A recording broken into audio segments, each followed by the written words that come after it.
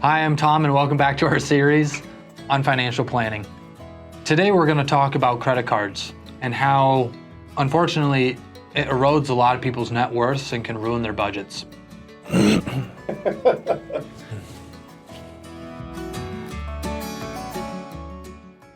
Credit cards are a secure method of payment. Essentially, when you buy something with a credit card, you're saying that the credit card company will pay for the thing, and then you will pay the credit card company back. The reason this is nice is, especially in the cases of fraud, if someone tries to steal that information, they're taking the credit card company's money and not the money out of your bank account. The other reason is, in certain situations like hotels, when you actually swipe your card, they put a hold on your account for larger than the dollar amount that you're agreeing to pay, in the case that you damage their hotel room or you stay another night. If you do that on your personal checking account, that hold is on your bank account. If you do it to a credit card company, they have plenty of funds for that hold, so that way when you go to pay the amount due at the end of the stay, there's not a problem. The reason that people fall into a problem with credit card debt is because it's short-term loans that have a very high interest rate.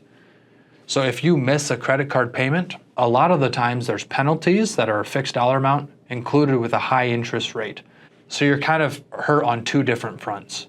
The best practice is to pay every week or every 2 weeks just to pay off your balance in full and not wait for the account statement to show up with a large amount due at any one time. Plus, when you pay off your credit card, a lot of the times you get free miles or points or even cash back. So it's actually advantageous for you to do so. Another kind of misleading thing about credit cards are their credit limits. Let's say you have a credit card with a limit of $20,000. That does not mean I have $20,000 sitting in my bank ready to pay for things. That just means that the credit card company is willing to loan me that amount to pay for things. I still have to pay that amount off, and I should never spend more than what I have in my bank. If you ever get to a point where you cannot pay off your credit card, you need to stop spending. You need to pay that off as soon as possible before you kind of return to your normal rhythm of things. In summation, credit cards are a great tool to use to pay for things, but not as a form of funding.